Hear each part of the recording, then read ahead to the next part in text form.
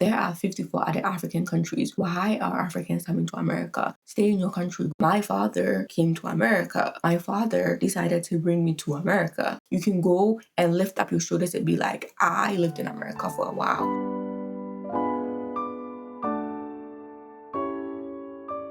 Hi everyone, welcome back to my channel. My name is Marian, and on this channel I talk about God, hair, social topics, and show the world my overall lifestyle where I glow with purpose, so stay tuned. I would like to start this talk with a quick word of prayer. Our Lord and Heavenly Father, we thank you for this wonderful day. Please bless whoever hears this message. In Jesus' name I pray, amen. So I wanted to talk about the reason why as an African immigrant or as a Ghanaian, I am still in America. I currently reside in the United States of America. I am in my mid-20s and I continue to live in America, and why people that fall into my category or somewhat similar to it are still residing in America. And this is based on observations, conversations, research, and educated and information that has been gathered. I would like to share that this video was not supposed to be released right now as we speak. I had to get it done because of a few questions that you might receive when you make any video or content on the topic of immigrants and Africans altogether being in America or being in a Western world. So I wanted to make this video to follow up on the video that I posted last week to explain, if this video ends up being released the week after, to help explain some dynamics for people who would hear. On my channel, if you come in and you comment, and whatever comment you're making is not based on an educated background, and that's why I always leave the disclaimer in my comment section that it has to be a personal experience, what you've observed, but also rooted in education. I can observe something and come and share that, hey, this is completely my opinion. But on the other hand, a good amount of the videos that I'll be making will be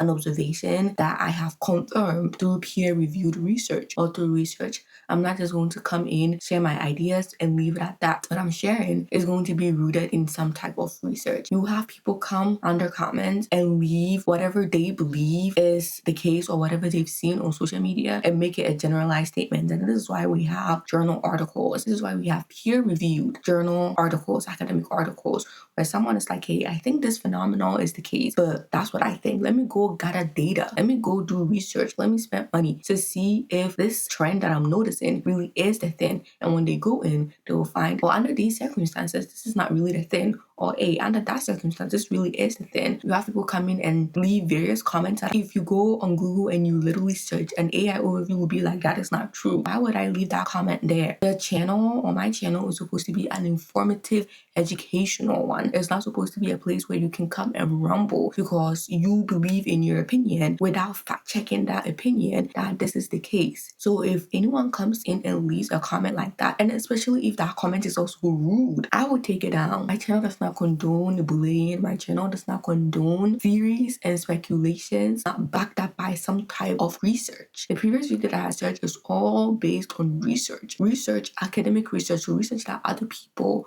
with PhDs and various degrees have done, have read, have lived, and I came to share it. So if you're coming in to share a speculation that is randomly oriented on whatever social media platform, that is not based on education. That is not based on something credible. And if you're coming in there because you believe that's the case, that's what you believe. And if your personal experience is different from what education has discovered or what peer-reviewed articles have discovered, then that is your personal experience. You're probably the exception, but not necessarily the rule. But sometimes you have people who are the exception come in and be like, well, I never went through this, so that doesn't exist. You never went through this. We thank God that you never went through that.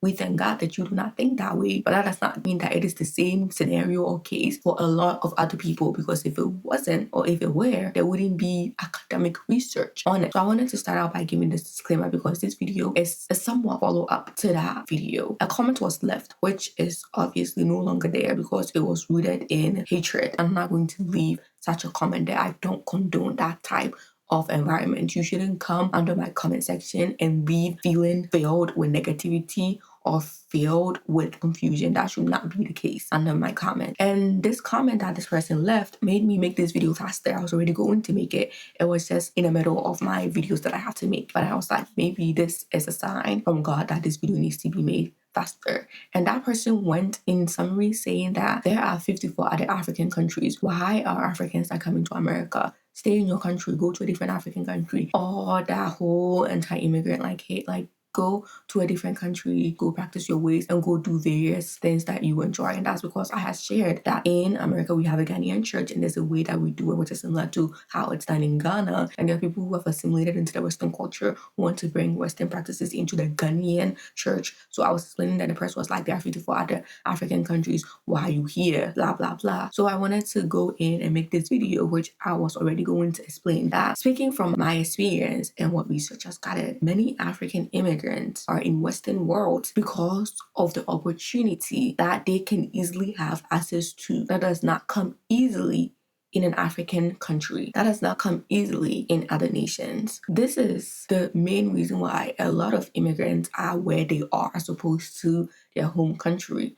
It's a preference, and oftentimes the opportunity, whatever that definition of opportunity is, it is better for whatever country they have immigrated to than their original home country, and that is why they continue to reside in that new country that they are in. But I will be speaking specifically for Africans, specifically for Ghanaians, because I have my experience with Ghanaians, and that's what I would typically focus on. But it's also applicable to other Africans as well. Disclaimer, I am not saying that everything I'm saying applies to every single African, every single immigrant, or anyone who is living in any other country that is not their main country. That's not what I'm saying. I'm just giving speculations based or rooted in research to explain this. But with that being said, like I mentioned before, opportunities. You see, many people end up in America in various ways. There are people who come here because they are seeking asylum. Their life is endangered. They are under threat. There are various reasons that the new country, the oftentimes Western country, has established that because of this reason, it makes your country unsafe. So we will give you a shelter. We will give you room for you to survive in our country. See, in America or any other country, immigrants play a role in the economy. That is, if the immigrant is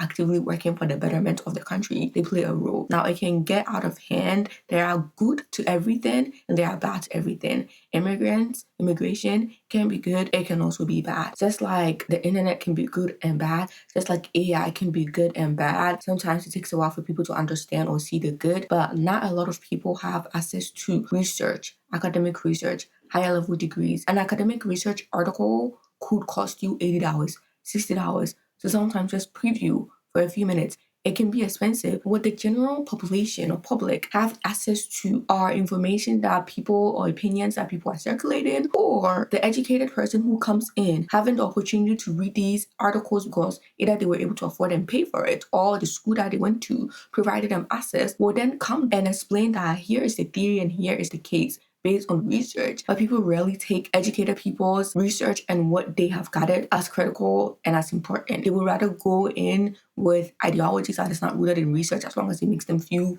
better and comfortable. So if you go in and you do research, every single country, except for obviously the countries that do not like it, but almost all countries, and when I say the countries, I mean like North Korea and those other countries, but most countries have some type of immigration rules or laws or regulations where some people can come in and other people can't. And they have that for a specific reason. If it was entirely not beneficial whatsoever, no country will have it. Absolutely none. There's a reason why it still exists. And it's the reason why it is being controlled as opposed to being banished or gotten rid of. So opportunities. I'm not talking about people who are seeking asylum, but that's a reason why some people come to America. For, again, it's still under the opportunities, but for their safety, for their health and safety is the reason why they are here. I am particularly talking about people who have some type of freedom to navigate between both their country of origin and the host country, the new country they have migrated to. So these people fall into two categories. The first one are the people who chose to come to the country. They were in their country of origin. For example, they were in Ghana and they decided, oh, I will apply whatever legal, sometimes illegal way to come to America for opportunity because it has been sold to Africans that there are opportunities, and I'll get into that. And then we have the second category, the people who were brought here. Yeah, still by choice, but it's not as if they decided to go out of their way to go pursue visas and documents to come to the Western world. Again, I'll keep using America and Ghana as reference. So for example, my father came to America because he wanted opportunities. I, at a somewhat young age, not necessarily young, but somewhat, my father decided to bring me to America. I didn't know anything about the process. All I knew was that I was going through the whole thing to come here. But why wouldn't I, as a teenager, want to come to America? You see, in Eastern countries, speaking for Ghana, America is seen as the savior. America is oftentimes seen as heaven on earth. It's a land full of opportunities. It's a place where even if you come here and you do not end up doing well, you can go and lift up your shoulders and be like, I lived in America for a while. I have been to America, and you will be respected. You will be treated well. You will have opportunities. For example, I could go to Ghana with my higher level degree and I will be hired over someone who has a Ghanaian degree. So you are respected, you get opportunities, you are just treated better. In this life, who does not want to be treated better? If you didn't want to be treated better, you would not leave unemployment where you are being treated bad, or you would not fight for right. Everyone wants to be treated better, and no one wants to work extraordinarily hard. Let's take the dynamics back to the African country. You see, corruption exists in every country, Western and Eastern. But in the Western country, corruption is done with some level of sense. A school has decided that they need $100, for example, from the federal government. They need $100 to help the school, I don't know, buy computers or something. And this is just a very down-to-earth level analogy. Now, when you get that $100 from the federal government, a corrupt leader in America is supposedly going to spend maybe $80 on getting the actual computers and keep $20 for themselves. Something they shouldn't do, but they're corrupt, so they're doing that. Take that same dynamic back to Ghana. A corrupt leader is going to keep $80 for themselves, and if you're lucky, they will spend $20 on the computers. You see the difference? So when you're in a place like America, yeah, the corruption still exists, but it still gives room for people to still get some benefits. Whereas in Ghana, the corruption is so bad, you do not have barely any room for anything good. And then there are people who are like, oh, this corruption is so bad, I am going to rise up to government position so that I can help the country with good intentions. Here's the issue. The people who are already there, who are corrupt, are number one. First of all, if you're even lucky to get there, well, number one, we're going to only elect other corrupt people. Corrupt people know each other. I'm not going to elect that person who has a good heart, because if I'm going to bring a person who has a good heart, that person is going to get rid of all the money and all the corrupt behavior we are engaging in, and I will not benefit. So the team will band together and ensure that if you are coming into the parliament or to a government position or to whatever position of authority, you are also going to feed into their mind games, or you are going to do what they do. That's the first one. The second one is you have a genuine good heart. You were able to sneak through. You're not corrupt. For some reason, the government people allowed you to come there, even though they knew that deep down in your heart, you are not corrupt. Here's the issue with that. By the time you get there, you are going to try to implement things. Your eyes will be open and be like, it is actually next to impossible to implement things, because it is one person, 2, 3, 10 people, 100 people against 1,000 corrupt people. It's not going to work. No one gives room for it to work. If it was that easy to work, the countries that we're in, where the 1% are the rich people, the average person, they could band together and get rid of the rich people. But that's not necessarily the case. The rich will always be the rich. And here we are. So it's the same thing. You can try to band against them. Here comes the third reason, but they will get rid of you. Presidents dying out of nowhere, presidents with good intentions, people, government authorities with good intentions dying out of nowhere. Now, if you die out of nowhere and the people in charge are the ones that got rid of you, who's going to investigate your cause? It is going to be a lesson to anyone who comes in there. Either you shut up and you deal with the corruption, you do a little, but you keep much for yourself, or you shut up and you witness. If you try to do anything, we will get rid of you, and they have successfully gotten rid of a lot of people. Rules and regulations barely work. Only a few works in the public eye, but many of them do not. Various types of crimes occur, but there's no justice because the system simply does not work, because corruption continues to rule. And if you try to go in and do anything against it, you will struggle. It still does not change the fact that there are people who strive for it, people who make initiative, people who still try as much as they can to make a difference. It's little and it does not do much, but the little that it does is something that other people can build on. So that's the reason why people are just kind of there like, let me leave and go to a country where, yes, there's still corruption, but the corruption is very few. I will still be able to get something good or do something good compared to my country of origin, especially my Ghanaian country, that things are just extraordinarily hard. If you want to make it and be successful, you have to work extraordinarily hard.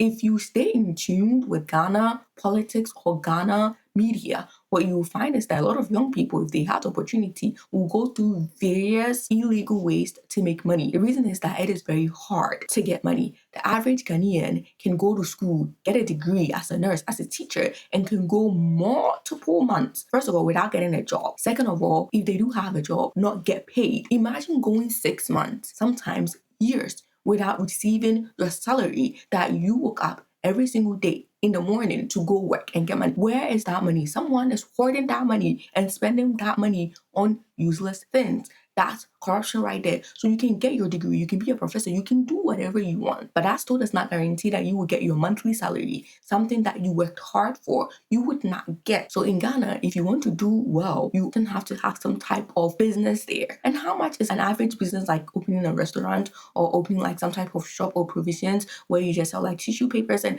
some type of like retail store in America, but in Ghana will be like a provision store? How much is that really going to get you? The average Ghanaian does not have a car. If you have a car in Ghana, you are well off. The average Ghanaian does not have that, but the average American can afford a car. It's like systems do not work. You have to work so hard, 10 times as hard. And if you're lucky, it's either you're born rich or you have to strive and work so hard. And hard work in Ghana rarely pays off. It will be when people are in their 50s or 60s or 80s about to pass away. Could they sit there and be like, well, I was able to build a 1-bedroom house. I was able to purchase a very old car. It's hard work. And even that hard work, you are not guaranteed that you will make it. Then the Western world that has been painted as something that is very beautiful comes into play. So now you're seeing the Western world being communicated as you will get opportunities, you will get to work, you will make money, you will be a nurse and you will always receive your income. You will get there, you will apply to some type of employment and you will get it if you qualify. When you get it, you don't have to worry. If you do good and if you follow the rules and that employment continues to exist, you don't have to worry about you needing to go on strike. Strike is oftentimes a way for people, the workers, to communicate to their employment that, hey, we're struggling, help us out here.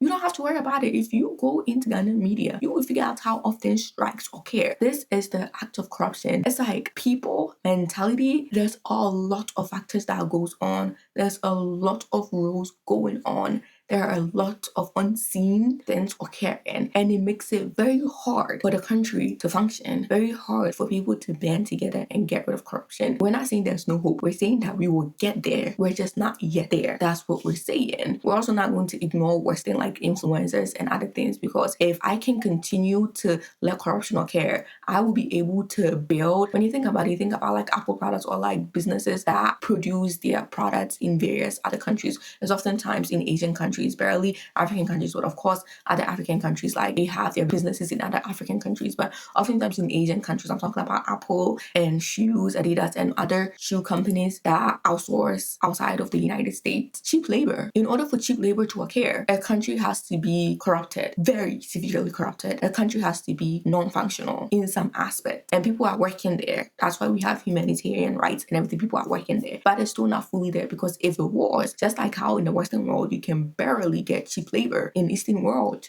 you won't get cheap labor. So people who are rich also like the corrupt endeavors of these African countries, because it helps them, in Asian countries, these Eastern world countries, it helps them continue to be rich off of the struggle of other people. So if I can get the government and the leaders of this world a little bit money so that they can continue to be corrupt, then I would continue to be rich off of the corruption that is going on in this country. Everyone plays a role. These are just a few dynamics that I'm sharing. There's a lot more. If you're interested in the topic, go pick up a peer review academic journal. Go pick up an article. Don't just pick up speculations on what is going on. Go read something and it will benefit you. But with that being said, these are the reasons you're sitting there seeing, oh, the Western world is beautiful and everything. So you as a child, without a choice, you are saying, oh, it is better if I go to America. So you might not get up and decide to go to America. But when your father, for example, my father, has the opportunity to be there and has the opportunity to bring me there, why would I want to stay in Ghana? Because in Ghana, if I become a nurse, because that was the path I probably would have pursued. If I became a nurse,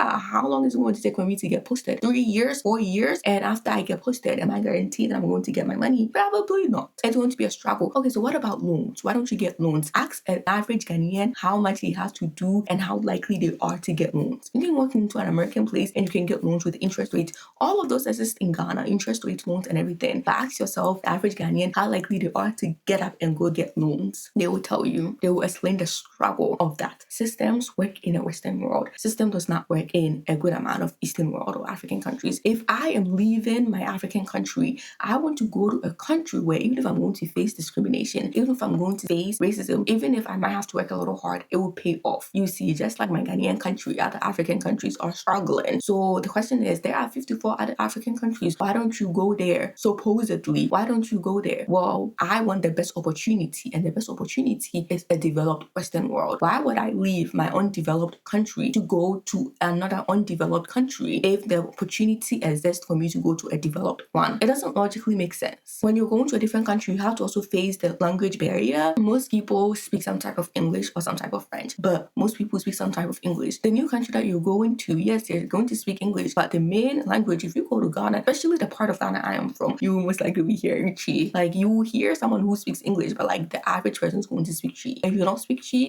the struggle is going to be a little real, not too much, because you always find someone who speaks English. Life is just easier when you can navigate English in whatever country that you are in than navigating the country of language if you don't necessarily speak it. So better opportunities, it's also hard work. However, you face racism, discrimination, all these activities in a Western world without a doubt, but you will still get opportunity, but you will still get some type of employment. If you're getting paid $5 an hour, it will still, if you work hard enough, allow you to have a place to sleep. It will still give you money every single month as needed and as worked for. It will allow you to survive. It will allow you to live a somewhat convenient life. If I pick up myself to go to a different African country that is struggling, the people there are like, girl, we're trying to fight to live and you're coming in to help us fight to live. Like, the struggle is very real. But people go where they're able to go if they think that they will get better opportunities. Not all Ghanaians are in America. There are Ghanaians, as we can see with the whole South African situation, who were in South Africa. Of course, a good amount of them have come back currently in the times we're in.